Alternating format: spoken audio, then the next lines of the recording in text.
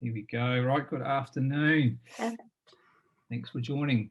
Right, so we'll talk a little bit about me because I'm not sure how many of you guys know who I am. So thanks for the nice intro, Julianne. So as mentioned, I was a plumber for a long time. So since I was 17, and I started working for myself when I was 22.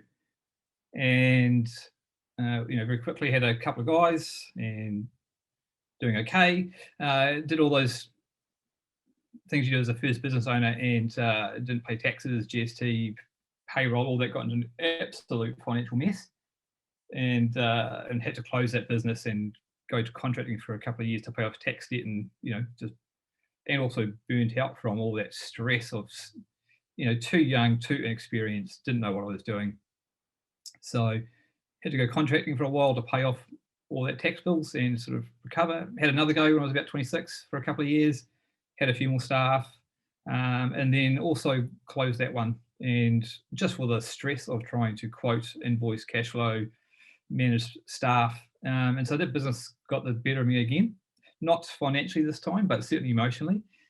And I went overseas for a year, did the OE, and then came back. And so now I'm nearly 30, and kind of, I remember looking at 30 as things, gosh, I need to either get out of this industry or get it right. And I was almost going to quit and go to the university and do something else. Or, if I was going to go a third time, I had to get it right. So in that year, I'd read a lot of business books and and read books and worked out how I'd got business wrong. And so I came back to Auckland with, just myself again. And within 8 years, I had 25 staff and 2 branches. And I also had 2 kids and did 2 software startups. And then sold that plumbing company for, a 7-figure amount, and did the software full time. And now Fergus has got about 70 staff in 3 countries around the world and tens of thousands of users. So I'm well qualified to talk about how to run a trades business. And I've done all the mistakes, and I worked out how to get it right. So when I speak, I'm speaking from my experience at how to run it, and I spend my life sort of doing webinars and coaching and helping other tradies to try and avoid the pitfalls that I made, because they were massive, and the toll they took emotionally was also immense. So I try to be really honest about the toll being a business owner. It's really intense. So as we go through, do type your questions into, and I'll either answer them as I go if it's relevant, or save them at the end. Because we do try and cut the webinar off at an hour, but I'm always happy to stay on and chat to anyone individually. So there's quite a bit to cover off. And I start off at a high level around where I got it wrong, was not understanding what gross profit was as a business model. And once I understood that, that's when business really transformed for me. And that led to me having to build Fergus to understand how to get the numbers to build a business based on gross profit. And then we'll work through those other three topics. But that's enough talking from me about that. Let us begin. So what is gross profit? So gross profit is a business model that all small to medium trade businesses should be operating under. And so what gross profit is I've got sales income and cost of sale, right? So cost of sale is the labor and materials to do the job. And that will give you what's called your gross profit. And you need to make enough gross profit every month to pay your overheads. And then you'll have net profit left over, right? And so what we're trying to do is ideally get a company to look like the left-hand column, which is 42% GP, overs 27, net profit 15. Too often what I see is companies on the right-hand side, right? So gross profit's a bit low, overheads are a bit high, and net profit is quite low. So what we need to do is understand what can we do in our business to shift those percentages, just small amounts, to affect the net profit by a huge amount. So if you look at those figures, you've just moved the GP up by 4% and your overheads down by 7%. But look at the net profit increase, right? It's like 110 grand. So how on earth can we do that in our businesses? And that's what I'm going to try and explain all the things called levers we can do. So when we look at gross profit, we're trying to find out, why am I not making enough gross profit? Right? Did I not charge enough labor and materials? And why are my overheads high, or are they realistic? So when we think about it, the things that we've got control of is our cost of sale on our labor or materials, right? We've got to work out, how can I maximize my staff's chargeable time, and how can I minimize the amount of materials I purchase, so I don't accidentally have materials I've overbought and don't charge to customers. So those are our tensions we're trying to manage. Most of us don't have overheads that are too high. I mean, sometimes we can have too many leased vehicles, or we can have too many, we can have a bit too much office staff and premises, but that's not often the case. Often the case, you just haven't reviewed your cell phone charges and data charges, and you might just have these other overheads that are sort of lurking in your business. So we want to get on top of that and make sure those are cut to be as minimal as possible. But the big one is sort of maximizing our ability to charge. And so when we look at this lever on overheads, we've got two choices, right? We can cut overheads, right? Telephone, rent, advertising, people, or we can grow revenue, right? By the effective utilization of tradespeople, controlling what we buy and employing more tradespeople. And generally, it's easier to grow revenue than to cut overheads, right? Because as they say, you'll never save your way to success. You have to grow your way to success. So generally, we're trying to get more work and employ more staff and spread that overheads over more people. And so this slide's talking about your role as a business owner. And so it took me a long time to get into the mindset that actually I was an executive, right? Whether I liked it or not. I am the CEO, I'm a director. And so I need to understand, what is my role inside of my own business? Even if I am the finance person and the operations person, I still need to have the right mindset of the way to think in my business. And so in your executive role, you're responsible for setting these targets and goals, and then you have to hold other people to account to meet those targets. So there's a model, you always talk about 10% net profit, because if you're making less than 10% net profit, what's the point of being in business? You can't compare a supermarket or a builder, because they're doing volume or margin, right? But as a service business, we generally aim for 10%, especially for communicating. You're trying to get more, but we can't go into the nuance of should it be 10%, 12%, 16%. So we just say 10%. And then the finance role, they're in charge of limiting overheads to a percentage of turnover. And generally you say, okay, the rule of thumb is 30%. And then the ops role is on charge of delivering the jobs, quota jobs, and charge up work at 40% margin.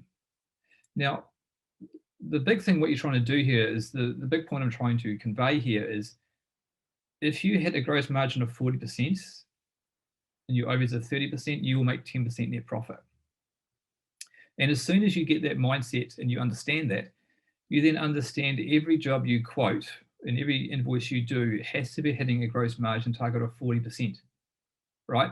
Because if you limit your overheads to 30% and you do your invoice, or you do the quote and you say, oh, I want to win that job, or I give them a discount, stuff it, give them 20%. And then you look at that invoice and it's now 20% gross margin.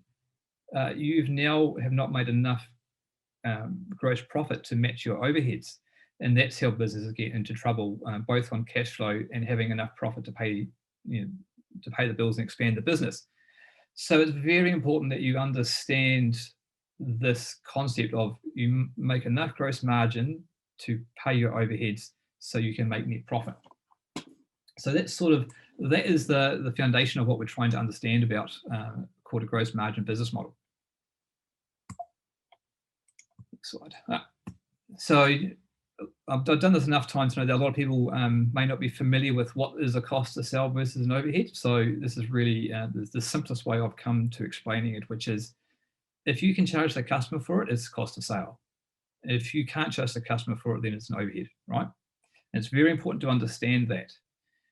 So the reason it's important to understand that is, if you've been in business for a while, you know that your overheads don't change a lot from year to year, right? So you can look at last year's overheads. So the only thing that's going to really move that dial is if you employ more staff, because then you'll have more vehicle costs, health and safety costs, but that is normally a nominal figure to your static overheads. So you can reliably predict from your last year's financial information what your overheads are going to be this month, this year. And if you divide that by 12, you kind of know that every month you need to make this much gross profit in order to meet the overheads that are coming up.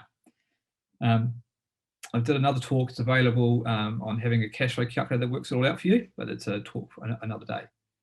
But sorry if it seems I'm hammering home this point, but I'm trying to make sure everyone's on board with gross profit, because then it fundamentally will change the way you approach your business, especially when you're quoting invoicing, right? So once again, we start at sales income. And generally, when you look at your bills, you'll find they'll be about 50-50, materials and labor, give or take. And so that's your cost of sale of $60. So gross profit's 40.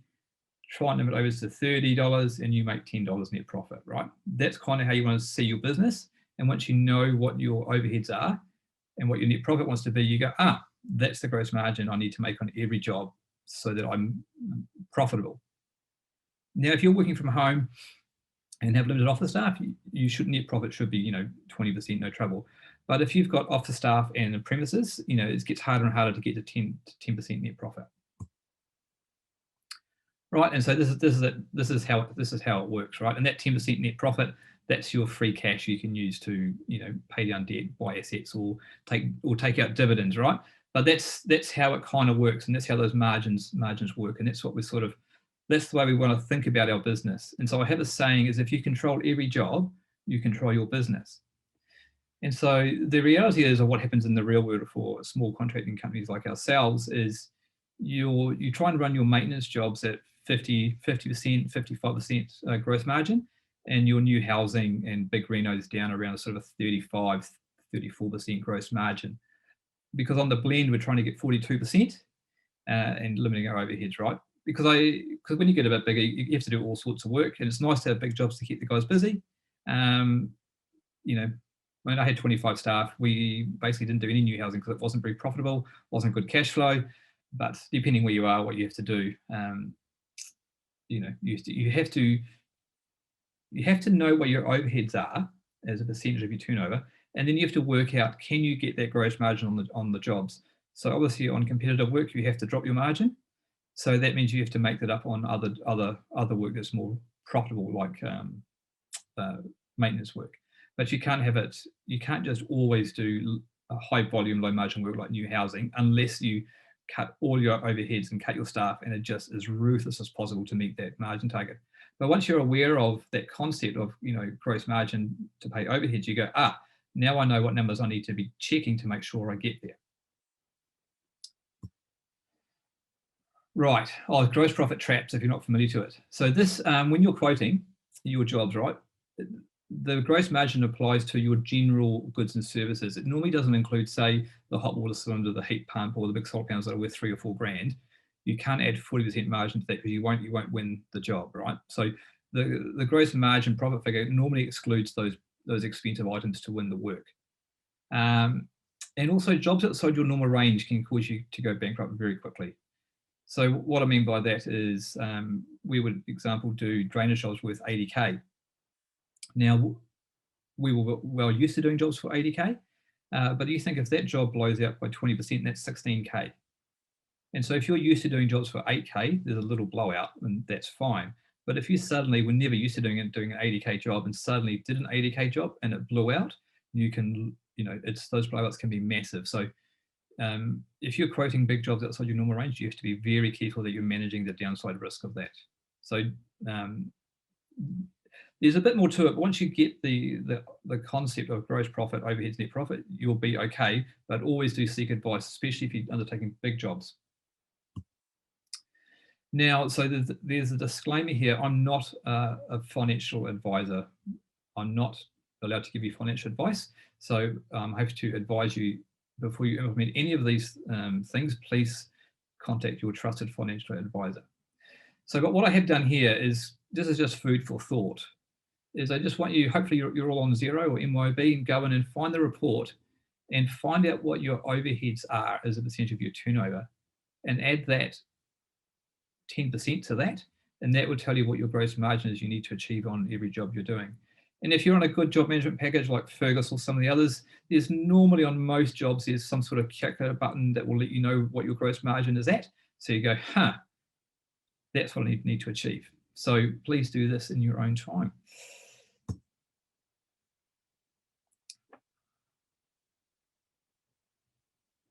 Right, so to summarize it up, understanding working on a gross profit basis is the best way for a small business under 20 staff. Think about this 40% gross profit as a foundation, not as a hard rule, but as the foundation of trying to understand, okay, 40% GP, 30% overheads, 10% net profit. And if that doesn't make sense, stay on after the call and we'll keep talking about that. And actually, the best way to increase profit is to improve the efficiency of your workforce. And that's what the next section is about, labour. How can I maximise my workforce? And so, I see this data. So apart from sole traders or people working from home, so those are businesses who've got premises, most of them are struggling to make 10% net profit. And why? And this is the main reason why. So I don't know if you've seen this before, I talk about this a lot. In a 40-hour week, if you're making 10% net profit, it's only the last 4 hours that you're making money. So Friday lunchtime to Friday 4 p.m, that's when you as a business owner finally get to start putting money in your pocket. And if you start thinking like that, you start realizing and seeing how important every hour, every half hour, every crocs nut is, every length of pipe is important. Otherwise, it's just going out your door. So you've got to think, okay, I've actually got to be really on top of this business every day to try and get myself up to this 90%. Because if I'm slack and let the guys go home early, to 3 o'clock knock, well, you've just taken a third off your net profit just like that. And so it's how fickle a trade business is. And if you go back to the first slide on the margins, 3 or 4% on those numbers, it moves to 100 grand net profit difference, right? It's huge. So what it is, it's small differences over time have a massive impact. So what to do about it? And so what this slide's about is it's a visual representation of how important consistency is over a long period of time. So if you add up stat days, sick leave, and holidays, you've only got about 44 weeks a year of actual chargeable weeks. So out of 52, only 44 are actually chargeable.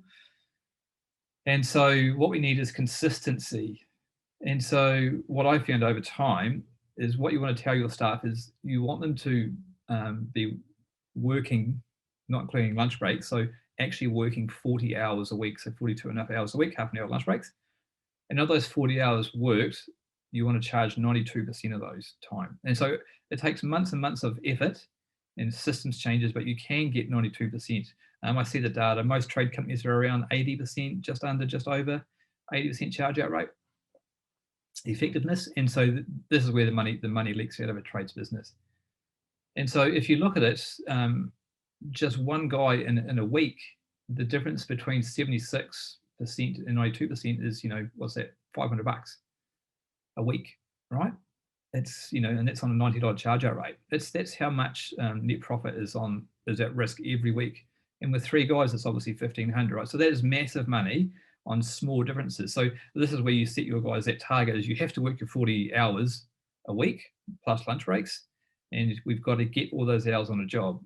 And it's okay to give the guys some flexibility around that they can make it up on a Saturday if they've knocked off early on a Thursday. But what's not negotiable is that they must do their 40 hours chargeable. I know they've got to go home for sports practice or drop the kids off or whatever, because that's life. So in a modern workforce, you have to be flexible. But the flexibility might be that they can start at 6 o'clock in the morning on a bigger job, right? But you've got to set in this target that they need to work their 42.5 hours per week, right? So you can build 40 at 92%. And so it's really important that you start knowing these numbers and tracking these numbers every week. So, because what we did is we had these management meetings, every week to track these numbers to see what is going on while we can't hit these numbers. And so that's part of your job as an executive is to, because your chargeable hours is your number one key lever to pull in the business to improve your net profit. It's the number one. And so this should be the one figure that you look at every Monday morning or every Sunday night to see how many hours have we charged this week at what ratio, because this is the single biggest determinant of your net profit figure. So I would encourage you all, if you can, to get into a discipline of checking this every week. And if you're not reaching those performance targets, you go, okay, well, why not? What's going on? And hopefully the next slide should explain part of that. And I see these, for our labour, there's two big areas that goes wrong. And this bit's about the quoted, not charge up work, right? So why is the labour so hard to get right? And it's because how long will the job take? It's, it should be easier than what it sounds, but why does it go wrong so often? And the answer is, I learned this off a commercial guy, big firm, getting mentoring advice, was he told me you have to manage your job so they can come in on budget. And he explained to me what that meant. And it looks like this. So if we think about our tradies, say it's a quoted job, right? And we look at the way it actually works. So this is called effective utilization of our tradies, which is they're being effective, they're working, but you're not utilizing them well. So they go to the merchant first thing in the morning, cool, they're there at say 7:15, whatever, 7:20, picking up materials, but then they get stuck in traffic to the job and they don't get there till sort of 8:30. Or they might knock off at 4 o'clock, 4:30 or whatever. Or you might call them at 3 o'clock to do a maintenance job on the way home because you figure, oh, well, they've done 7 hours, they can do this job on the way home, keep the customer happy. Or you have 5 different trades on the job. They're all doing different bits, so no one knows what's going on. And the other one I see is trades aren't told how many hours they've got for the pre-pipe or the pre-slab or the foot off. So they've got an idea of the goal, right? And then hopefully this will be interesting to you. So this is a 100-hour job, right? Quoted job. And so this is the way we ran our jobs, right? If it's quoted, you've got to meet them on site, especially for the pre-pipe, the pre-slab, when there's a lot of information going on. And you make sure the worst of the materials are delivered from quote, right? You make sure. And you have them on site 7:30 working. And you as I would bring the big tools or the apprentice or the specialized tools and meet the trades and go through the job with them at 7:30 or even earlier. And they stay on site working all day. And one of the rules is you can't leave site to pick up materials, or, you just can't, or you won't be called away. We had those very strict rules in place. Nowadays there's Uber Eats, and so a colleague of mine, what he does is he pays the Uber Eats delivery fees, right? The instruction is you boys can't leave site to get smoko, but I'll pay the delivery fees to encourage the right behaviours, right? So what we're trying to get is 9 hours effective work on site. Whereas we look on the right-hand side, the way most of us run, I was guilty of this as well. And, this is the deal, right? They're at the merchants, trying to be organised, picking materials, not working, start off, and then you call them off at 3:30, 4 o'clock to go and do that rental job, fix a flexi or whatever, right? So they do 5.5 hours effective work versus 9 hours effective work. And the impact of that is this, is the organised team complete the job in 11 days, right? It's done. Whereas disorganised team is taking 18 days, right? Yes, you were working and trying to be, you were working, but you weren't effective.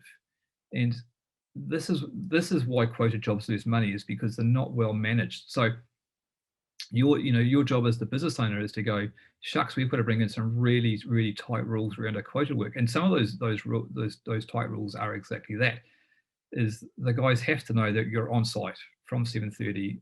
You as the owner make sure the materials are delivered, or make sure someone organises materials, and you leave them there all day, or for 2 days or whatever it is required for them to, we call it job and knock, right? So they can just bang out the work and move on. And that's, once you start implementing that, you start finding that all your quoted jobs start coming in on time, on budget, works really well. And the same thing with the fit off. We just got very strict with the homeowners or the project manager. We would not go back until all the bathrooms and kitchens was finished, so we could knock out the whole house in 2 days, rather than doing 5 visits just because one bathroom is ready and the kitchen is now ready and they want things partially fitted off. It's like, it's not on, if it's charge up, cool. But on quota work, you start being really, really strict, that unless you can finish the work in big chunks of time, you don't go, you just wait. And so that's how you bring your quota jobs back in on time. And that follows that mantra of, if you control every job in your business, if you control every job, you control your business. Because if you start to try and somehow control your business, by controlling, negotiating a better price of materials or bulk buying screws, that doesn't work. I mean, I've tried all those things. The only thing that works is when you go, every job we will work to bring on budget, on time. Right, so that's the best way to bring your labor down. And so I call it the area of control, right? Because those things are all in your control, ordering materials and meeting on site, right? And just having those firm rules with your staff that they can't leave site to go and get lunch. Because we know what happens in the real world, right? The real world is they drive 15 minutes to the local bakery, wait a few minutes, get their food, come back, that's taken half an hour. Then they have smoko, that's another 20 minutes. They've had 50 minutes, right? And that's a lot of downtime. And so what you want to be doing is setting the example is, right, you've got 9 hours for the pipe out, you've got to get it finished. I'll pay your Uber's delivery fee, but I expect you two guys to knock this house out in a day, right? And so once those expectations are set, you'll be surprised how well and how often the guys meet those targets. As the old saying goes on the bottom of that slide, if you don't know where you're going, you're never going to get there. And that is so much truth. And it's the same for your guys. They just need to know what is the goal, right? It's amazing how hard they try to meet that goal, because most people are really good. Here we go for time. Not too bad. Right. Now, the other one is we talk about charge up. I haven't got time to go into too much detail about it right now, but this is a bit where I kind of get a little bit firm and a little bit contentious with, so I don't mean to offend any of you if I do with this statement. Too often I see management by abdication. And I mean, what I mean by that, I mean, I fell into this trap. I was just like, why can't the staff just do more on site, right? Why can't they do a bit of invoicing? Why can't they do the checklist? Why can't they do the forms? Why can't they just do everything? And it was just stressful, right? It was very stressful. You know, it got the best of me for the two businesses and the third business, I took a completely different approach. The third business, I just employed office people, and their job was just to call the trades and get the information. Because what I worked out is the most important thing in a trade business was invoicing, right? It's the single most important thing is we must invoice every day. Or I call it the ability to invoice every day, right? Because you can't invoice your renos every day. But the most important thing for a trade business is cash flow, right? Without that, we have nothing. So what follows from that is the most important thing to generate cash flow is we must invoice every day if we can, every day. So whatever is holding up invoicing, I have to find a way to remove that as a blocker. And so rather than having a go at the guys for not filling out their timesheets or whatever, descriptions and all that stuff, I just had an office person call them every morning, for those who hadn't done it or hadn't got it complete. Because an office person is $30 an hour roughly. And in under an hour, she's called all the guys, got the descriptions in, marked the labor, and we're done, right? And so I just took that philosophy through the business, is I found ways to achieve compliance that was non-stressful for the staff. So rather than blaming the tradies for not doing the paperwork, you know, it's just like, no, let's put in systems that are non-stressful that enable compliance. The only hard rule that would have led to warnings was if they didn't answer the phone and talk to the office people, right? But by taking this approach of allowing the information you get in as the top priority, I made it the office's responsibility, my responsibility, to get the information in so I could invoice every day, rather than trying to abdicate management responsibilities by blaming the staff and forcing them to do it, the tradies. I was like, nah, it's not repeatable or scalable to allow that to happen day in, day out, day in, day out. So I designed it the other way, right? What can I design so that I get the information every day, so I can invoice every day, so I can get my cash flow rolling in, right? Because the 25 staff, our wage bill was 40 grand a week. So we had, you know, every week we had to find 50 grand. So, which is huge. It's huge cash flow every week you have to get in. But the reason I was able to get there and not be stressful is because from day one now we were invoicing every day. And I hear lots of arguments about invoicing on site as much as you can, sure. But if we look at most of our work, it's now for body corporates, it's for commercial, it's for house renos. You know, a lot of jobs, you know, you actually can't invoice on site anymore. So yes, invoice on site if you can, or put in systems that allow you to invoice every day, right? Because as soon as the invoice is sent, then the cash collection cycle can start. But that's another thing that happens. Anyway, so it's up to, so not managing by abdication means it's the office's job to make sure all the hours get onto the jobs, right? That's the job.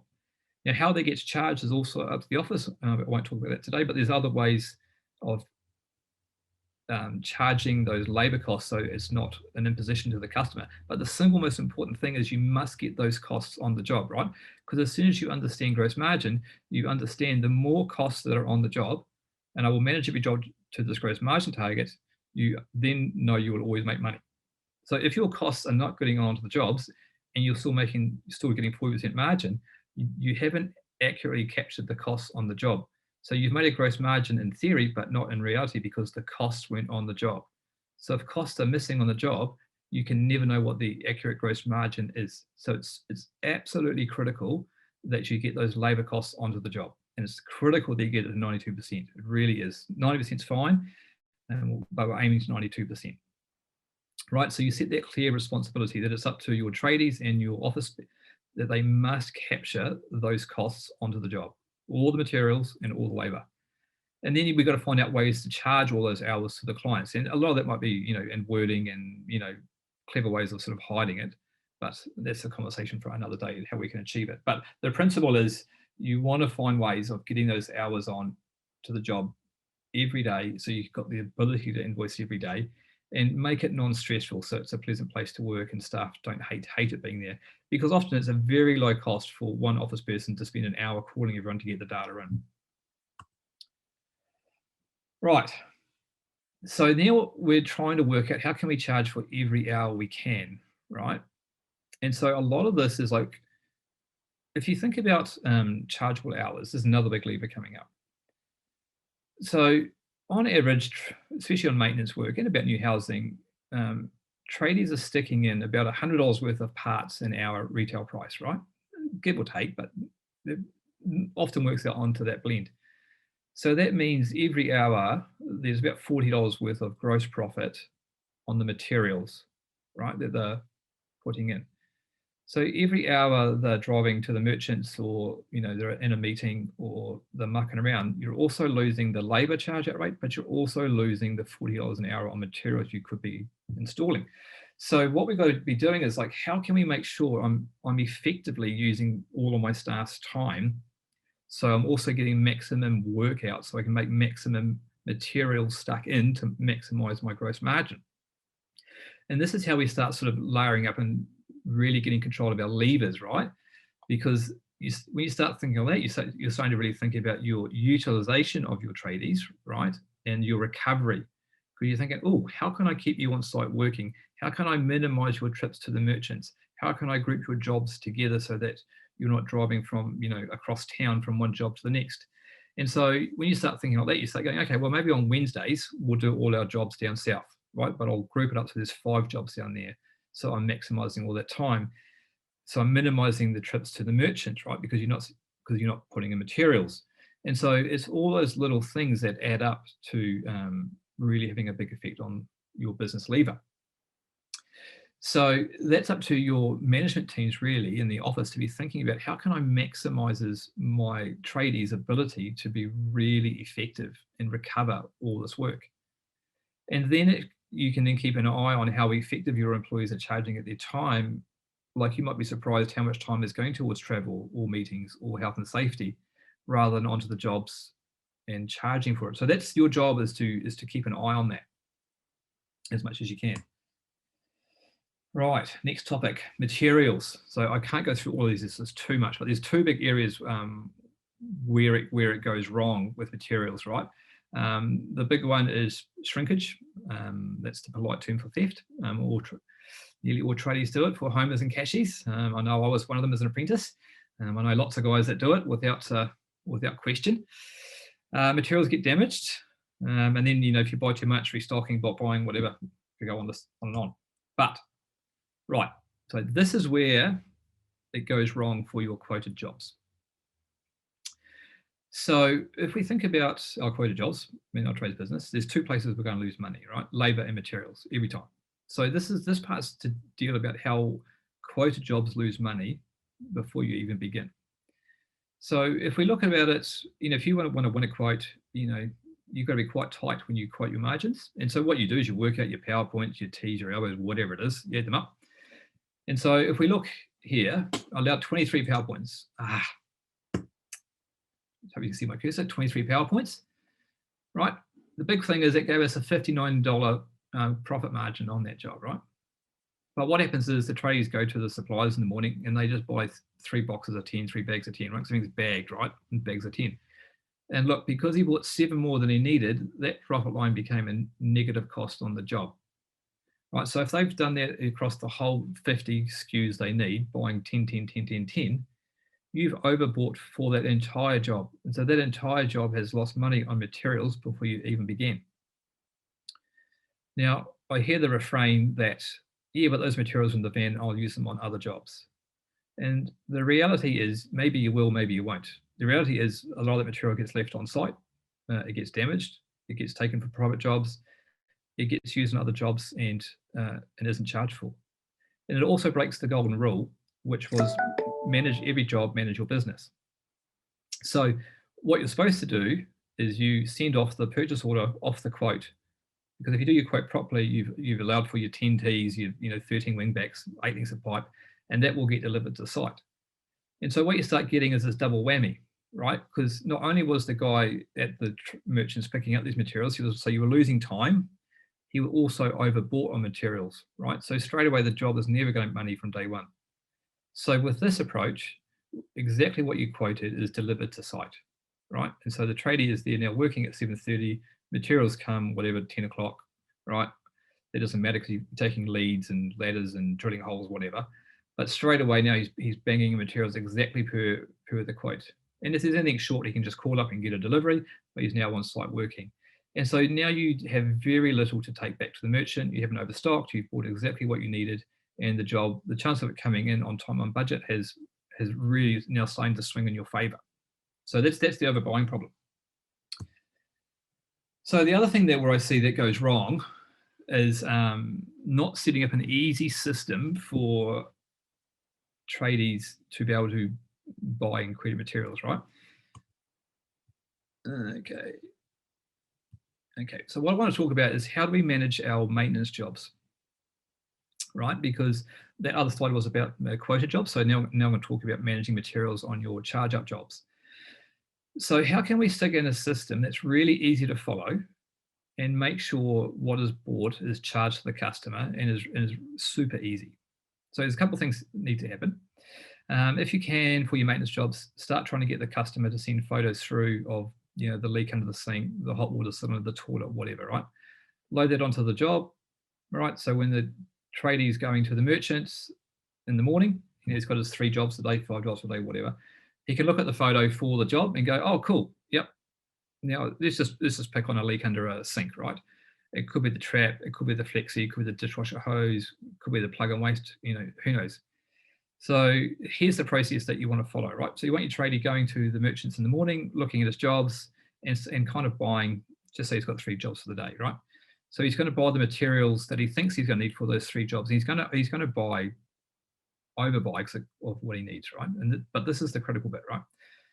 So he makes sure he gets a little box or a bag from the supplier and he puts in all the parts he's likely to need for that sink job, right? Say it's a plug and waste, 2 flexis, a trap, a dishwasher tap.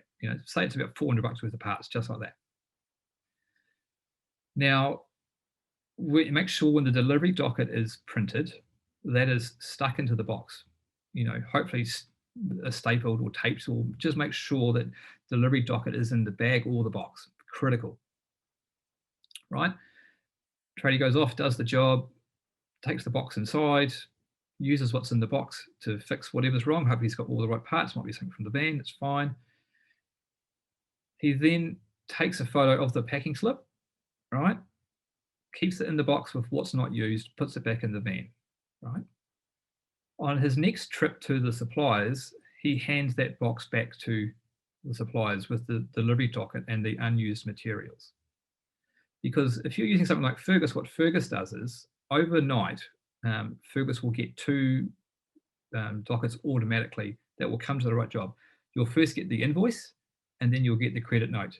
And then when you import that onto the job, they'll be credited off and only what was used will be on the invoice to the customer. And so that will only be a day apart. And as most jobs can't be invoiced on site, it's no big deal. But what it means is no one had to do any data entry to get accurate information. But what it also means is exactly what was bought is charged to the jobs. And that's a critical thing now. So if everyone follows that process, what it means is if guys are taking materials for private jobs or stuff is getting left behind or stuff is damaged, it doesn't matter because it's been charged and recovered to another job. And that's the most critical thing. So that's how you manage your charge up jobs, manage your stock levels, and you don't have to do any data entry and everything gets charged to the job. So that's a lot of info to take on. So I've got another video on the Trade Hub about that in more detail, but hopefully that makes sense. So that's how you manage materials in a very easy way for your quoted jobs and your charge up jobs. Right. And that fixes those problems of forgetting to charge, shrinkage, and damage, because along the way, someone has paid for it, right? And this is why I've never been I've tried bulk buying, I've tried consignment, tried all those things, never worked because we used to buy crates, 100 more pipe, and the stuff just used to disappear. I don't know where it went. It just, went to vans, went to jobs, forgot to get charged, just disappeared. So yes, in theory, I saved it. I had this theoretical saving on bulk buying, but the reality was it just disappeared and I never knew where it went. Right, we talked about that. So that's there's a theory of that. That's called just-in-time stock management control. So if you're more interested, that is that foundational theory of just-in-time stock management. So we're doing good for time, which is good. I think that's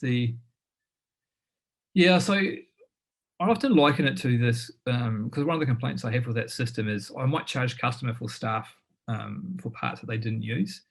And I go, yeah, but it's also kind of likely that they got free parts as well because tradies are bad at running all the stock from the van.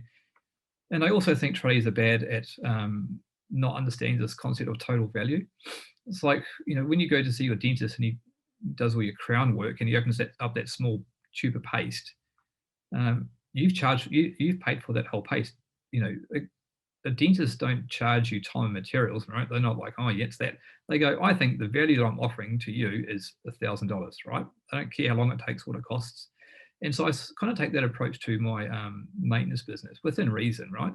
I don't see our service as just the sum of our parts and labor. It's like, well, actually, we've answered your call, we've booked a job, we've sent a van, we've sent a tradie, we've actually achieved this outcome for you on time, on budget. And that's actually an amazing service. And the total value of that is actually greater than just the sum of the parts. So I'm okay to charge a bit more because I don't see things so black and white like that. So it's like, man, there's an awful lot goes on in a trades business that no one understands to keep these things afloat. So I think, that old saying swings and roundabouts. If I'm not saying you can charge someone for 20 fittings if you've only used 7, that's not appropriate. But if you've charged them 9 and you've only bought 7, I'm okay with that. But that's a personal philosophy of mine. I understand you may not all agree. Right, we talked about that. The other thing I'm also a big believer in is picking a major merchant and trying to give them about 80% of your work. And because what happens for that is builds a lot of loyalty. So if the supplier knows he's getting the bulk of your work, you start getting priority for deliveries in the morning, right? So if you're doing lots of maintenance and there's lots of Reno, you can start getting the 7:30 delivery, right? And the other thing you start doing is in your workshop, you've put 2 benches, one for inward goods and outward goods. And so what you start doing is, because once your trades get used to the bag and box idea for credits, it's a great system. They love it because there's no data entry. What you do is on your workshop, you have this bench and you've assigned inward goods and outward goods. And every day the merchant's doing deliveries and he also picks up the boxes and bags for credits, right, and takes them back. And so you've now got 2 pathways for things to be credited, and you don't carry any stock, and no one's doing any data entry. And suppliers never like doing credits, but if they're getting 80% of your work, then they don't mind doing that process for you.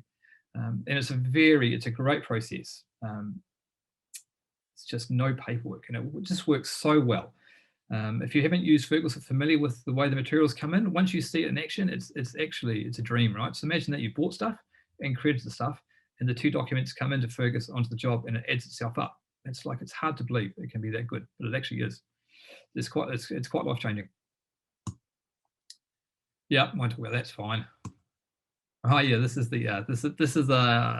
came out of the military, how to assess who were the best officers. I meant to take this one actually, and the best people were the intelligent, lazy people. That's the best system, right? Smart and lazy, because they get things done fast and quick in the least possible steps. And that system is that it's intelligent and lazy, right? allows people to be lazy. You know, you don't want intelligent, hardworking because they keep digging the hole deeper and deeper and harder every time. So move on. Right. So now we'll come into the last one, which is cash flow, the invoicing and the tensions in the business. And this is really important to understand. And once I got this concept, this is another one of those life-changing lessons. Once I got this, like I was burning people out accidentally and burning myself out. And I was just thinking about what was going on. And it was this problem, external versus internal, reactive, proactive, urgent, important. I don't know if you've heard it before. But the nature of being a trade business is someone calls up with a whatever broken water main. It's external, it's urgent, and we have to react, right? That's our job. But the business also has requirements, which is invoicing, debt management, health and safety. So those are all internal roles, proactive, important. However, the golden rule is external always trumps internal. It's just the way it is. And so what I did was then I started giving people roles that were internal only, never external. So what I started doing was the person who answered the phone to book the jobs, we took off her any need to try and collect cash or talk to customers if they were happy. Took away any of her need to do invoicing every day. Because what would happen, say, I remember her job was to do invoicing at 3 o'clock every day, but a phone call would come to book a job. So she'd stop doing invoicing to answer the phone, which is fair enough. So I was like, no, that's not working. So what we did was repurpose roles. And so the person who did invoicing, they never had to talk to the customer for an urgent thing, right? So they could know from 3 o'clock to 4 o'clock every day, that was their time for invoicing, nothing else. We had another person whose job was just to call the customers every day to make sure they were happy and that they were okay. And that's what they did.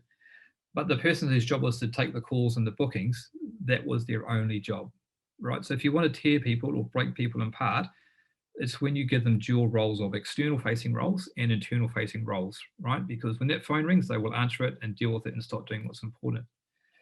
So it's the same with quoting, right? Our quote ratio was off because the guy who's in charge of quotes, he never got around to them because something always came up on site to go and deal with, right? So we had to change the rules and change the way. So the way we changed the rules was he would do his quoting first thing in the morning, right? So 7:30 till midday, he was out doing quoting all day. Nothing was overbooked. From 12 to 2, you could do other stuff, but he was back in the office from about 4 p.m. to bang out the quotes from 4 to 5 every day. And so those policies were in place so that people knew they had dedicated chunks of time, and we weren't trying to tear them in half with, external things. And so that was a great lesson to learn. Right. So managing cash flow and invoicing, right? So what have we've been working up to all of this? I've got 8 minutes, so I have to cut it off if I can get through it in time. So what I've been talking about is, okay, how, getting the data in every day, making it seamless and less stressful by getting an office person to call the trades up to get it in. If you're buying the materials on that cycle correctly, the data is just coming in and the office person just has to check it and confirm a few things and then it's in, right? And then there's a person in the office every day, because once you get used to working this way, we could do 20 invoices an hour, right? So one invoice every 3 minutes on average. Now, occasionally you'll have that complicated claim. Will take an hour and a half. I mean, I have to do those myself for big renos. But on average, when you get a system in place, you can do 20 invoices an hour, right? One invoice every 3 minutes. And so your job as a business owner is just to come in, review the descriptions and look at them and make a few minor adjustments, but basically the data's in, the margins are correct, and then you press send, right? And it's done. And so, because I always found it amazing that the work we do is useless, right? Until that invoice is sent, there's no value is being created. So building your business around invoicing every day is actually what you have to do. And so how can you put in a system that allows that every day and it's not stressful and not difficult? And so that's how I solved the problem, right? By just retinkering the roles to allow dedicated time and roles to get the information in so it was done. So, I used to have to do it, and then we got big, I was able to hand it off to someone else, right? But I didn't want to be coming in. I've done my times of being up to midnight, 1 o'clock in the morning for years. I was like, it's got to stop. And so it just meant employing some more part-time people, make slightly less profit. I got my life back. And so those roles then are dedicated, right? Okay, the office people, they're calling the customer, on charge up jobs, as soon as the work's finished, to make sure the tradie was on time, polite, friendly, anything outstanding, right? So before you send the invoice, you've called the customer to make sure the customer's happy with the job. That's critical, right? You don't want to send the invoice and find out they're grumpy. You want to make sure they're happy before you send the invoice, right? Right. So first of all, the office person's called them, right? Then you've done the invoice and you've sent it. So they're getting this within under 48 hours, right? There's also the office person, they're calling them, the customer, the next day after they've sent it to make sure they got it and make sure they're happy with it.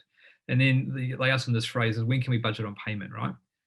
And in order to get great cash flow, that's how you do it, right? You're constantly following up and checking. And these are internal roles that do this. And when you follow those steps, you start finding your cash flow will improve dramatically. You will start getting your cash flow, sub 30-day cash flow to pay all your bills on time. So that's the process of the cash flow collection cycle, how you manage invoicing and cash flow. I've raced through it, but I realized we've got 5 minutes to go, and I like to be on time. Right. So when we think about our invoice when it's being received by the customer, I like to talk about the story, because you need to communicate what you've done to your client in a way that they can understand. Like, the amount of invoices I've seen where it's gone, I'll call out leaking water main, $500. And, the customers react to that because you didn't tell the story. And so like any story, there needs to be the 3 parts. Like I remember one time, one of our guys, Kieran, was on call. He was out at Tenpin bowling with his partner. The call came in. He had to leave Tenpin bowling. He was in the vans fine, drove the job, put his overalls on, dig in the garden, to find the water main, bail out the water, and then, a bit of the drama. But we told that story like that, so the customer can understand the grief that our tradesperson went through to get to their job to save the day, right? And so that's why those 3 steps: crisis, resolution, and relief, explaining what you've done and why you're so amazing, right? And that's what you should be doing. Right. I think this is just the summary, right? It's just how do we make sure, it's kind of where we're at. So that's okay. Yeah, so this is a process of one of your internal roles. So this is what we would do, 9 a.m., right? It's quite self-explanatory. So this is what they're doing: checking hours, checking materials, completing the job, right? This is their role. And this is how it happens. And it doesn't cost a lot of money, right? So you're paying these people $30 an hour, and every day all these hassles are gone. And if this means you get your charge rate to 92%, you can more than afford to have this sort of done like this.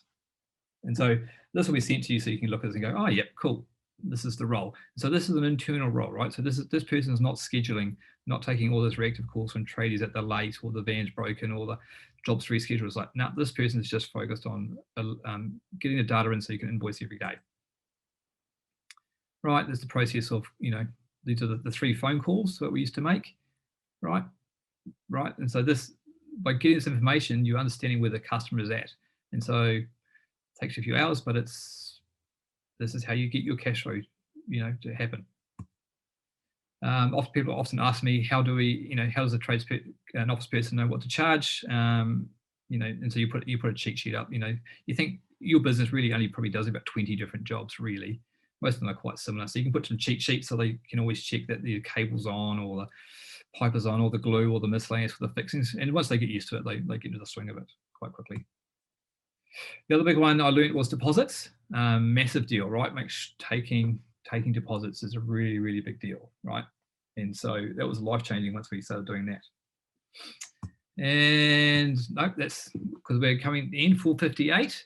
I think we will start to wrap it up there. And you didn't ask me any questions. So for the customers out there, your chance is to go into the Q&A box and ask me a couple of questions before we wrap it up. Yeah, thank you so much, Dan.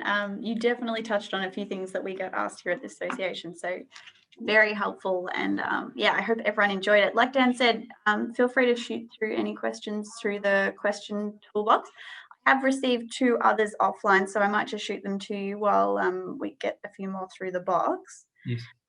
So one question was just around, how do you balance staff development and training against charge out times? Well, I mean, is that for, you need more detail on that if that's apprentices. So What you still always want to maintain your chargeable hours. So therefore, those events need to happen after hours, unfortunately, because the most important thing is that you make your revenue targets, right? So I don't like, we would just have to do those pizza nights and do the training after hours. So the most important thing is you hit your revenue targets. Yep, perfect. And just how you go about keeping your employees motivated. Ah, gosh, that's another webinar. That it really is. Brand and culture is everything. Yep. I talk a lot about brand and culture, and I can't. Yes, I can answer it if you don't mind running over by a couple of minutes. So what we can do is a wrap, and then I can keep talking. So thanks everyone for coming. I appreciate talking. Hopefully you invite me back. That's the cut. Yes, right? Right. So how to answer that problem? It'll take a few minutes to explain it. Which is, you have to have a foundation as to why you're in business, right? So there's a concept called, are you an extraction-based business or are you a value-based business? So an extraction-based business is where the person's just making money for their lifestyle. And no one likes working for a company like that, where they see you've got your flash car and your flash boat and your flash batch, and just like, what is the point? I'm just working for nothing. So what's the value-based business? So the values are now in my business and still my life is the quality of your life is dependent on the quality of your relationships, right? So a shitty life equals a shitty relationships equals a shitty life. And so being a trades business and a trades person, it's not a great job, right? The weather's horrendous, the jobs are difficult, you're tired, sore a lot of the time. So how can we make that as bearable as possible? And so my answer to that was to go, you know what, guys, I get that our job's tough. So what we want to do is we want to do good work for good people who pay us well so I can maximize your pay, right? So what does that look like to work here? What does it look like working for good people? So what it looks like is, turning up on time, being represented, keeping your vans, looking good, making sure the jobs come in on time, come in on budget, right?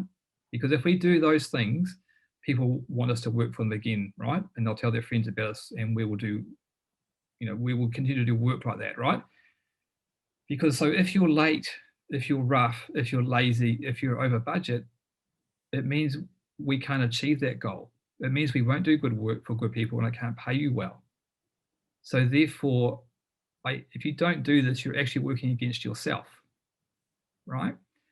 But to back that up, this is what I will do for you here, right? I will make sure I pay you every week. I will make sure you have good vehicles to drive. I will make sure you always have good safety gear. I'll make sure you have good tools.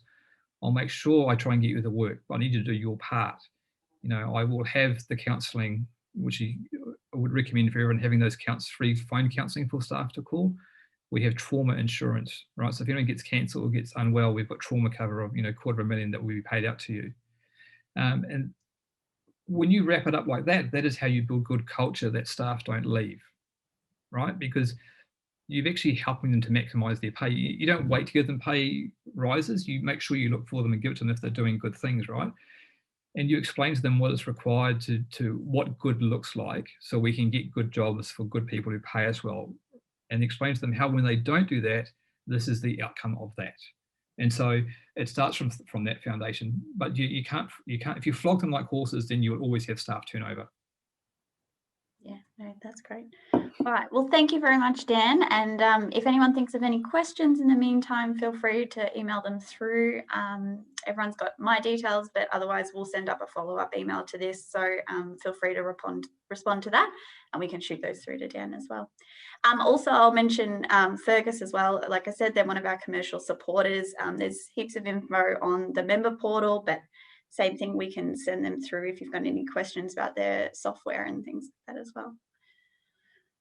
Thank you for listening. I'm always happy to take a personal call if you guys need any one-on-one advice as well. Perfect. All right. Thanks very much. We'll finish it up there. Everyone have a great rest of your day. Thanks very much, Dan. Take care. Bye-bye.